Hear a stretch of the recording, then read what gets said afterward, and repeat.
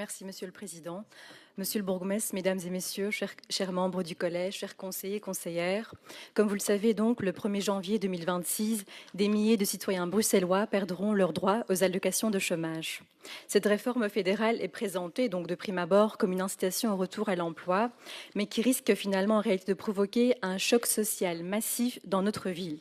Derrière ces décisions, il y a des vies, il y a des familles, des personnes âgées, proches de la retraite, des jeunes sans réseau, des femmes seules. Et dans une ville où le taux de chômage reste élevé, il est évident que toutes et tous ne retrouvons pas un emploi dans les délais. À quelques mois donc de l'échéance, plusieurs questions urgentes restent en suspens.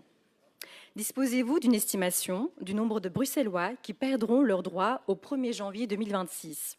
Lors du conseil communal de février dernier, donc, une motion avait été déposée, adoptée plutôt à l'initiative donc de M. Weitzmann, demandant la réalisation d'une étude sur les conséquences de cette réforme sur le CPAS de la ville de Bruxelles. Où en est cette étude? Quand sera-t-elle finalisée et surtout, quand sera-t-elle communiquée aux membres du conseil communal? Le CPAS est-il prêt à absorber ce transfert de charges? Dispose-t-il des ressources humaines et budgétaires nécessaires pour faire justement face à un afflux potentiellement massif de nouvelles demandes?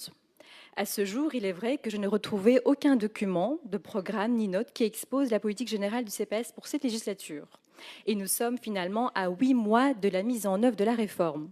C'est peu de temps pour établir un budget, recruter et former du personnel, adapter aussi les procédures. Ma troisième question, c'est quelles actions concrètes la ville entend-elle mettre en place dès aujourd'hui? Un nombre croissant de citoyens m'interpelle, inquiets face à l'incertitude. Beaucoup savent qu'ils devront se tourner vers les CPAS. Pourtant, à ce jour, comme dit donc le site internet du CPAS, ne mentionne aucune information sur le sujet. Allons-nous mettre en place un accompagnement proactif, des campagnes d'information, une simplification peut-être des démarches vers les CPAS? Car le risque est bien réel. Des familles sans revenus pendant des semaines, des expulsions pour impayés, des coupures d'électricité ou même des ruptures de soins. L'objectif ici est simple, éviter les ruptures de droits, de logement et de dignité. Ce sont nos citoyennes et citoyens, c'est notre responsabilité, c'est notre ville. Le compte à rebours est donc lancé et nous avons ici collectivement le devoir d'anticiper. Je vous remercie pour vos réponses. Merci. Madame Chauffourou, vous voulez ajouter quelque chose?